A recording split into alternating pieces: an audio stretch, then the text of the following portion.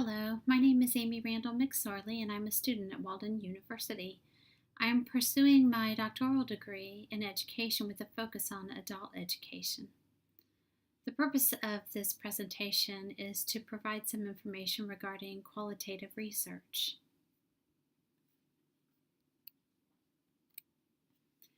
We'll look at qualitative research through the lens of the work of Trish and Breen. Lee and Breen conducted a study entitled Young People's Perceptions and Experiences of Leaving High School Early, an Exploration. This was published in the Journal of Community and Applied Social Psychology in 2007. The design of their study was grounded theory. According to Merriam and Tisdale, qualitative research aids in gaining an understanding of how people interpret and assign meaning to their experiences. This differs from quantitative research, which is focused on determining cause and effect, or describing or predicting population attributes. There are a variety of qualitative research designs. These include narrative inquiry, ethnography, case studies, and grounded theory, which was the approach used by Lee and Breen. Grounded theory, according to Merriam and Tisdale, is where the investigator is the primary data collection tool, and the analysis is inductive. And what this means is the meaning is derived from the data, and then a theory emerges from that data. Why grounded theory? Lee and Breen chose this. They chose the constructionist grounded theory design because they wanted to understand the experiences and the perceptions of the young people who left school early. The problem statement, Merriam and Tisdale noted that a problem statement describes the logic of the study. It begins with a broad scope and then narrows down. And in that narrowing, at that most narrow point, it really describes why the research is needed. Lee and Breen wanted to understand the perceptions and experiences of students between the ages of 16 and 19 who were not engaged or felt comfortable in school because the researchers knew that there was a trend with this population. They would turn to antisocial groups or leave school, and then the researchers knew that leaving school would lead to other potential problems. So one could say that the problem statement for the research of Lee and Breen was that they noted that students who left school early were faced with frustration based on how the community viewed them, and they were also faced with instability, and that both of these experiences caused tension. The researchers found that there was a gap in research concerning the perceptions and experiences of these students, and they were therefore compelled to conduct their own research. As to the purpose of the study, Merriam and Tisdale noted that a purpose statement in qualitative research is focused on how something happens, important factors, and more. The study purpose for Lee and Breen was to understand the perceptions and experiences related to school of students who are between the ages of 16 and 19 and who left school early. The research questions of Lee and Breen were clearly stated in their research article. According to Merriam and Tisdale, research questions are the subcomponents of the purpose statement. Lee and Breen's research questions included: what was the experience of school for young people who left school early? How did the school context impact on their well-being? And how has their decision to leave school early impacted on their well-being? Lodica, Spalding, and Bechtel noted that the most common form of sampling in qualitative research is purposeful. In other words, obtaining a sampling of participants who will be able to provide rich and detailed information. Lee and Breen wanted to use a purposeful sampling, and they first attempt to do so was the technique of advertising in local newspapers. But this technique yielded no results. And so the second technique that the researchers applied was recruitment. And they did so through the primary author's social networks. The sample for Lee and Breen's study included 12 participants. 8 were females and 4 were males. All of them were between the ages of 16 and 19, and they all had left school early when they were between the ages of 15 and 17. The participants had all left school between 6 months and 4 years before the research interviews were conducted. As to data collection, this was done through one-on-one interviews. Each interview lasted 30 to 40 minutes, and all interviews were tape recorded. At times, the researchers asked probing questions when they felt they needed to encourage the participants to elaborate on something they had shared, or perhaps to clarify a statement. In addition, the researchers took handwritten notes during the interviews to make sure that they documented things they were experiencing or noted during those interviews that would not have been caught on the tape recording. As to this data collection being appropriate, according to Merriam and Tisdale, data collection through interviews isn't an appropriate method for grounded theory research, which is what Lee and Breen were doing.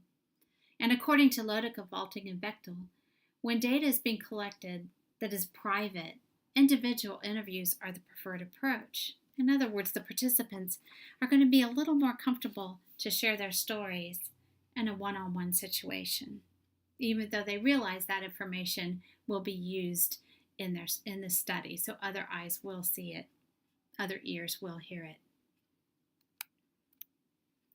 As to the data analysis, Lee and Breen took a thematic analysis approach. They looked for trends concerning the experience of students who left school early.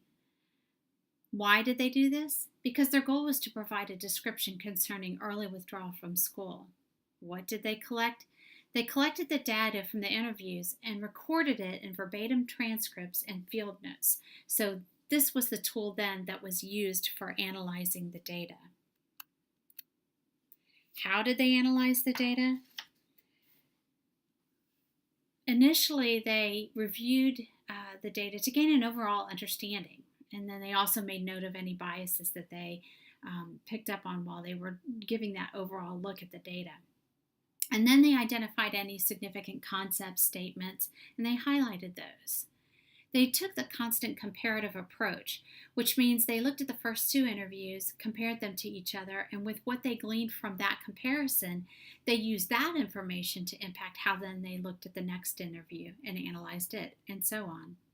Then they identified significant concepts, statements, and they coded all of this information, and from that, emerging categories were identified. This is fitting with Merriam and Tisdale's mentioning that analysis of qualitative data becomes more intensive as it progresses. These researchers also found that data analysis is a process that includes consolidating and interpreting what the participant says. In other words, it's a process designed to make meaning. Was this analytical approach appropriate? Yes, it was. The data analysis approach Lee and Breen used supported their desire to gain an understanding of the experiences and perspectives of students who left school early. As far as ethical considerations, Lee and Breen prepared their study participants by assuring them that the participants did not need to answer any interview questions that made them uncomfortable. They also obtained signed consent forms. But there are other ethical considerations we need to look at. First is participant discomfort. Even though the participants were ensured that they did not need to answer all of the questions, I think it's important to note that at the onset of their research, Lee and Breen noted that students who leave school early feel unsettled, and they're also stressed about how they believe the community perceives them. Another ethical consideration is anonymity. According to Lodecker, Spalding, and Bechtel, if there's a desire to help participants, doing so jeopardizes their anonymity.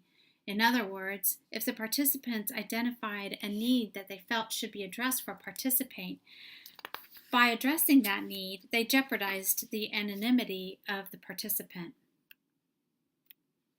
As to validity, we can look at this in two different buckets: internal validity and external validity.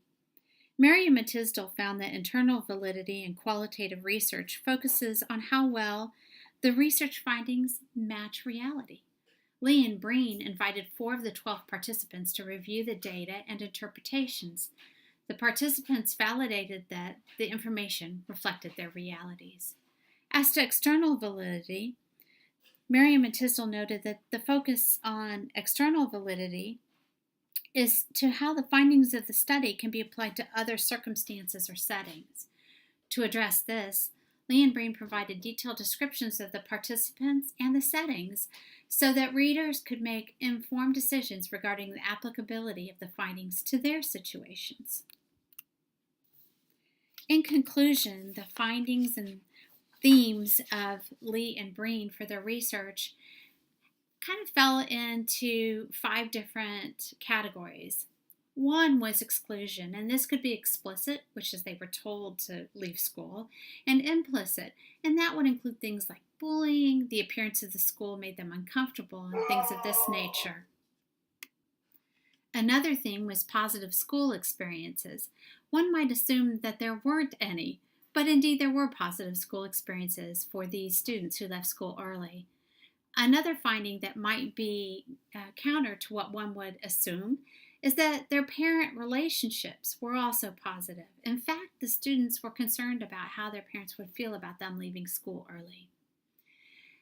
Another theme was social network changes after leaving school. And what this means is that the students were disappointed or saddened by the fact that when they left school, the social networks that they had established in school had changed.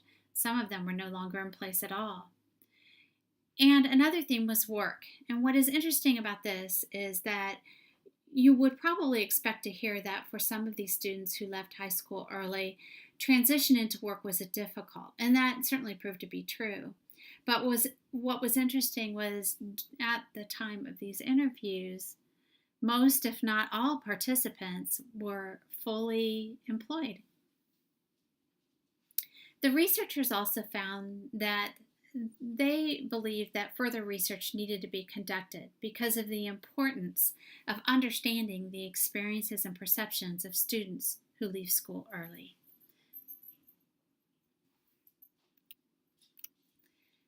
Thank you so much for listening to my presentation on qualitative research as it relates to the study conducted by Lee and Breen. Thank you.